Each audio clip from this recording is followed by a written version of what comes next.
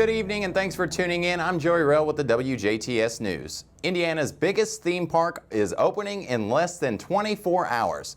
Holiday World gave WJTS News a closer look into what you can expect during their Media Day preview event. Here's news correspondent Ann Powell with the story. Indiana's biggest theme park says they are ready to open the gates. Holiday World is opening for their 75th season at 10 a.m. on Saturday and hope to make it their best year yet. Holiday World and Splashin Safari Media Relations Manager Sabrina Jones says a fan favorite is coming back after a one-year hiatus. This year we'll be having our live entertainment is returning to Hoosier Theater with a show called Celebrate. So it'll be, the past 75 years in music, all the fun hits that people love set on stage. We have Don Badgett returning, our magician, and then we have a new stage. It's called Musiki Bay in our water park, Splashin Safari, where parents can go grab a snack and and the kids can play in like a little splash pool, and it has a live DJ and a lot of fun and entertainment there. Like many other places, you will need to keep a mask handy. Masks, we're asking people to just wear the masks indoors, and then at the front gate you're free to mask or unmask once you're out in the open around the park. And we just ask people to keep their distance, and we have fun hand sanitizers around the park. They're little jugs or they're not little, they're big jugs of hand sanitizer with a cute little Santa suit on them, so to help people have make memories and keep clean while they're here. Another change patrons can expect to see is in ride lines instead of using the inline reservation system. Jones says that they are encouraging social distancing.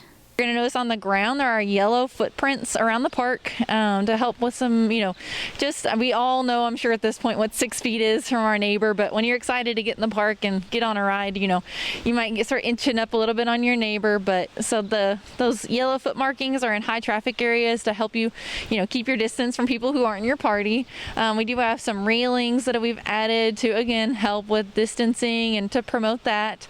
Even with these changes, Jones says there is one thing that will always remain the same. I noticed a couple things that are different, but our smiling faces are going to still be at the front gate. And if you're still on the hunt for that perfect summer job, there are still positions available here at Holiday World, including at rides and concession stands. To apply for those, you can visit holidayworldjobs.com. In Holiday World, I'm Ann Powell, WJTS News. Thanks, Ann. Holiday World opens to the public at 10 a.m. Saturday. Splashin Safari officially opens for the season on May 22nd. A lengthy drug investigation landed a Spencer County man behind bars this week. Indiana state troopers say they were able to gather enough evidence to arrest 55-year-old Otto Embry Jr. on several drug charges. Embry was arrested at his home without further incident on Tuesday. He was taken to the Spencer County Jail and charged with 3 felony counts of dealing methamphetamine and 3 felony counts of possession of methamphetamine. Indiana is taking further action in its investigation into 5 of the biggest tech companies in America. Attorney General Todd Rokita says a list of civil demands have been sent to 8 additional individuals as part of an ongoing investigation into censorship practices by big tech companies, including Amazon, Apple, Facebook, Google, and Twitter. The latest civil investigative demands apply specifically to Facebook. They are directed to people believed to have participated in an October 2019 meeting with Facebook CEO Mark Zuckerberg and other Facebook executives. Attorney Vanita Gupta was also reportedly present at the meeting in 2019. At the time, she led a civil rights organization. She is now an associate of the U.S. Attorney General, which is the 3rd highest ranking official at the U.S. Department of Justice. During the meeting, Gupta and others encouraged Facebook to adopt more rigorous rules and enforcement. The Office of the Attorney General already served a civil investigative demand to Gupta at the same time it launched its investigation into the big tech companies in April. Like the 8 other individuals, Gupta is not herself a target of this investigation. A limited number of events tickets are now on sale for the WBDC Country Showdown. Tickets are $15 and can be purchased at the WBDC studios at 458 3rd Avenue in Jasper.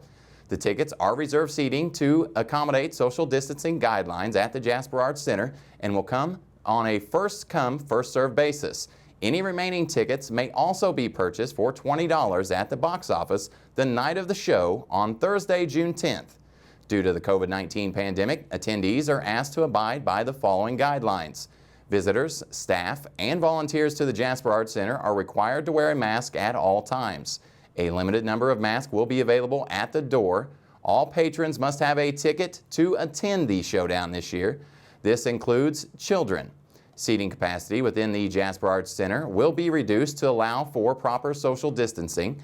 All seating is reserved seating, and seat numbers will be marked on each ticket. An usher will assist patrons to locate the assigned seats. Doors will open 30 minutes before the scheduled start time. Patrons are asked to stay home if feeling ill or experiencing any symptoms of illness. The Jasper Arts Center is following enhanced cleaning and sanitizing procedures. A full list of those procedures is posted on the Jasper Arts Center website. A local seminary was recently awarded $75,000 to incorporate science into its theology coursework. St. Meinrad Seminary and School of Theology received the grant by being a participant in the American Association for the Advancement of Sciences for Seminaries project. The seminary school project, called The Gospel of Jesus Christ in Big History, will use the grant to better integrate science into several courses in the master's degree curriculum. The seminary prepares men to become ordained priests in Catholic dioceses and religious communities. Funding will be allocated to faculty for research materials and for conference participation. The seminary also plans to host a campus-wide public event in the spring of 2022 that will feature lectures by science and theology speakers, roundtable discussions, and workshops. Only 7 other seminaries in the country received a grant in 2021. The Indiana Department of Transportation has announced another road project for southern Indiana. Contractors will close 1 lane of US 41 bridges spanning the Patoka River just north of State Road 64 near Princeton for a bridge rehabilitation project on Monday, May 17th. 1 lane will be open in each direction while work takes place in the closed lane throughout the project. Once work is completed in the closed lanes, the closure will shift to the previously open lanes. The project is expected to last until mid-June, depending on weather conditions. NDOT urges drivers to slow down and stay alert near crews. There's still time to nominate a woman who has made a lasting impact in your life. Applications for the Rotary Club of Jasper's 2021 Athena Awards is on Monday, May 17th. Nomination packets can be downloaded by clicking the 2021 Athena Award link at jasperrotary.com. You can also request a nomination package by calling Rotarian Joyce Fleck at 812-630-8754. The 10th Annual Athena International Leadership Award presentation takes place on Thursday, August 19th at the Huntingburg Events Center. Doors will open at 6 p.m. and the dinner will begin at 6:30. This year's keynote speaker is Kimball International CEO Christy Jester. Jester joined Kimball International as CEO in 2018 after serving on their board of directors for 2 years. She is the first female CEO in Kimball International history. Some Jasper residents will have to put their trash and recycling on the curb on a different day in a few weeks. The Jasper City Hall, Street Department, and all utility administrative offices will be closed on Monday, May 31st for Memorial Day. The Jasper Street Department and Resource Recovery Site will also be closed on Saturday, May 29th. Trash and regular recycling, normally picked up on Monday, May 31st, will now be collected on Tuesday, June 1st. Trash and recycling pickup for the rest of the week will be on a regular schedule. Residents must have their trash and recycling by curbside by 7 a.m. The Davies Martin Cooperative Invasive Species Management Area and the DNR are working together to clean up the forest habitat this weekend.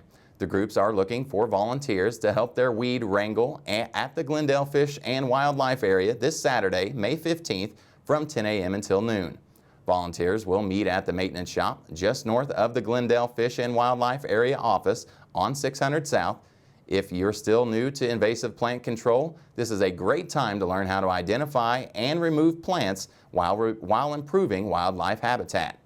Bring sturdy shoes, work gloves, water, and a face mask will be needed when volunteers are gathered together and may be removed while working. Hand tools will be provided for pulling and cutting shrubs, but volunteers may also bring their own clippers or hand saws. Advance registration is encouraged for this event. To register, contact Glendale FWA at 812-674-0168 or email glendelefwa@dnr.in.gov. Grant funding is now available to help boost recycling markets, manufacturing capacity, and job creation throughout the state. Eligible candidates can apply for grants ranging from $50,000 to $500,000 proposals. Proposals are being now accepted through June 23rd. Must show a need and increase in recyclable material collection or consumption, a reduction in municipal solid waste shipped for final disposal, or improved partnerships with communities, public and private businesses, local government, schools, solid waste management districts, and nonprofit organizations. Located and doing business in Indiana are all eligible. Projects should demonstrate sustainability and understanding of the changing economy for recyclers and look at where monies can be used most effectively to increase statewide recycling. These grants are made possible through the Recycling Market Development Program. Final funding determinations will be made by October 2021. To apply, visit idem.in.gov/recycle. Stay tuned. Your weekly forecast and sports with Kurt Goodsell are still to come on WJTS News.